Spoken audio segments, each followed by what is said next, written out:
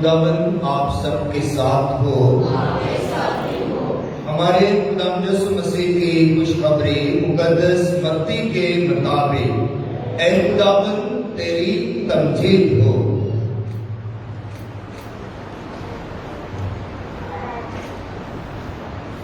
اس وقت یسوع نے سردار کاہنوں اور قوم کے بزرگوں سے کہا، ایک اور تمثیل سنو۔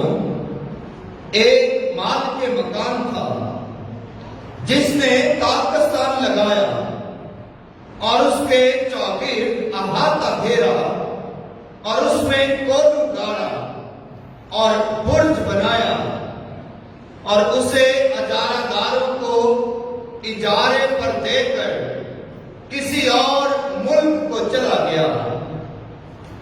اور جب پھل کا موسم قریب آیا تو اس نے اپنے نوکروں کو اجارہ داروں کے پاس بھیجا کہ اس کا پھل لیں، مگر اجارہ داروں نے اس کے نوکروں کو پکڑ کر کسی کو پیٹا اور کسی کو مار ڈالا اور کسی کو سنسار کیا۔ پھر اس نے اور نوکروں کو بھیجا جو پہلوں سے زیادہ تھے، انہوں نے ان کے ساتھ بھی اسی طرح کیا۔ آخر اس نے اپنے بیٹے کو ان کے پاس یہ سوچ کر بھیجا کہ وہ میرے بیٹے کی تو عزت کریں گے۔ لیکن اجارہ داروں نے بیٹے کو دیکھ کر آپس میں کہا کہ وارث یہی ہے، آؤ اسے قتل کر دیں اور اس کی میراث لے لیں، اور اسے پکڑ کر پاکستان سے باہر نکالا اور قتل کر دیا۔ بس جب پاکستان کا مالک آئے گا تو وہ ان اجارہ داروں کے ساتھ کیا کرے گا؟ انہوں نے اس سے کہا کہ وہ ان بروں کو بری طرح سے ہلاک کر دے گا اور پاکستان کا اجارہ اور اجارہ داروں کو دے دے گا جو اسے موسم پر پھل ادا کرے۔ یسوع نے ان سے کہا، کیا تم نے نوشتوں میں کبھی نہیں پڑھا کہ جو پتھر ممالوں نے رد کیا وہی کونے کا سرا ہو گیا ہے؟ یہ خداوند کی طرف سے ہوا ہے اور ہماری نگاہ میں تعجب انگیز ہے۔ اس لیے میں تم سے کہتا ہوں کہ خدا کی بادشاہی تم سے لے لی جائے گی اور ایک قوم کو دے دی جائے گی جو اس کے پھل ادا کرے۔ اور جب سردار کاہنوں اور فریسیوں نے اس کی تمثیلیں سنی تو سمجھ گئے کہ وہ ہمارے ہی حق میں کہتا ہے، اور انہوں نے اسے پکڑنے کی کوشش کی، مگر عوام سے ڈرتے تھے کیونکہ وہ اسے نبی مانتے تھے۔ مسیح خداوند میں میرے عزیزوں،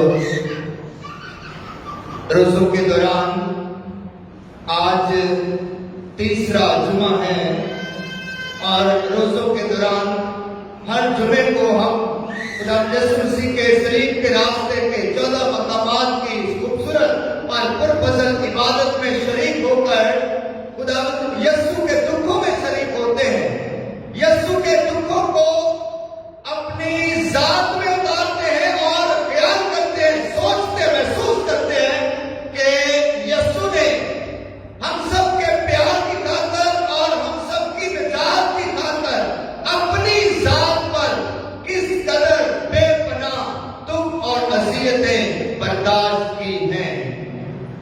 آپ سوچتے ہوں گے کہ خدا یسوع مسیح تو خدا ہے، اور خدا کو کیا اذیت محسوس ہو سکتی ہے، اسے کیا دکھ محسوس ہو سکتا ہے، اسے کیا تکلیف محسوس ہو سکتی ہے، بدنی تکلیف یا جسمانی تکلیف خدا کو کیا محسوس ہو سکتی ہے۔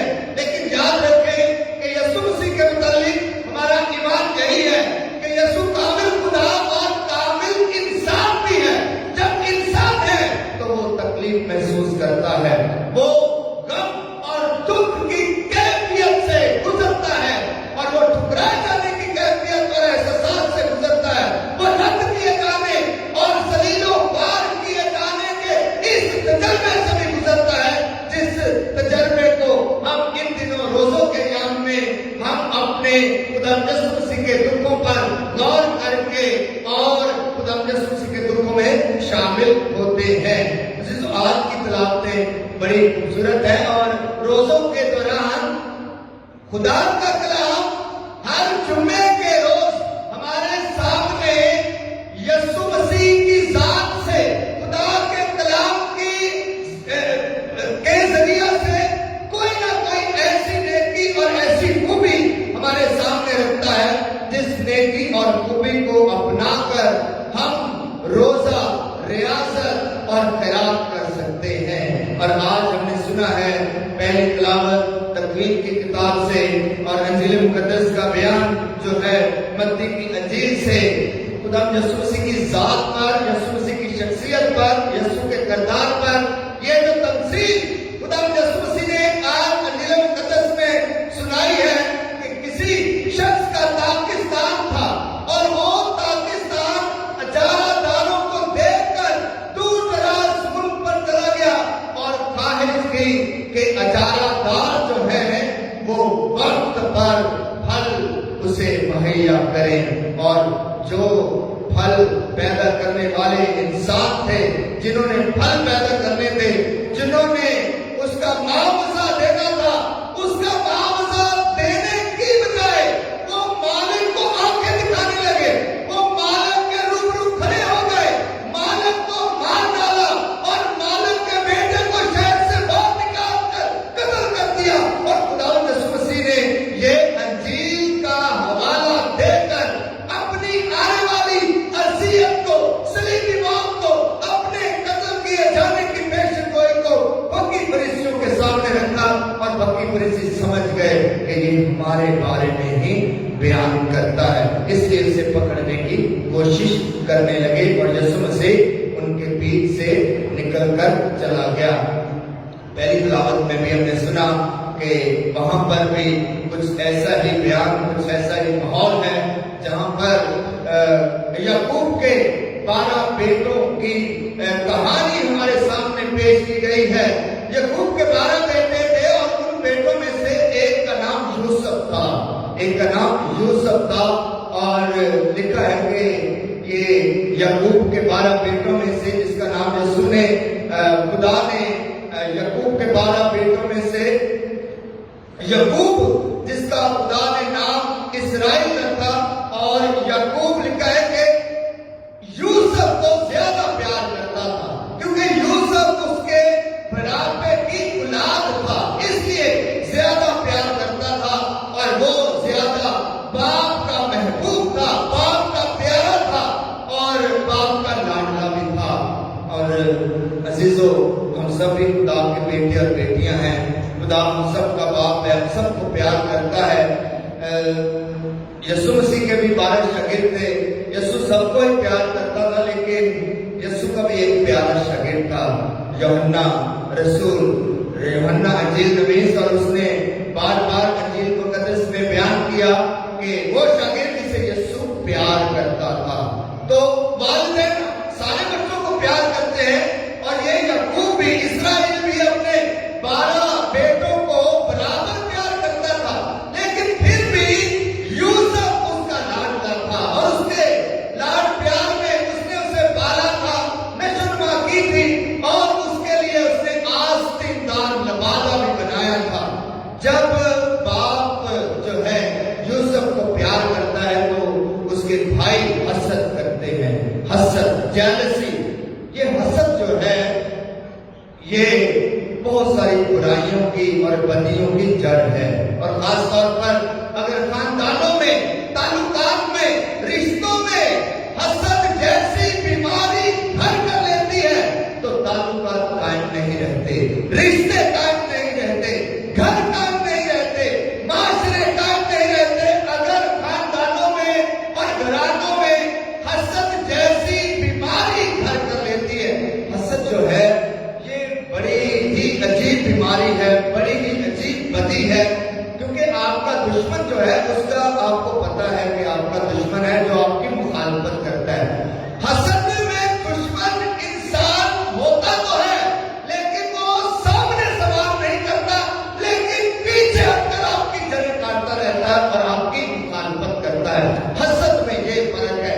इसलिए हसद करने वाला इंसान जब वार करता है तो उसका वार बड़ा कारी होता है और वो आपके दुश्मन से भी कहीं बढ़कर दुश्मन साबित हो सकता है।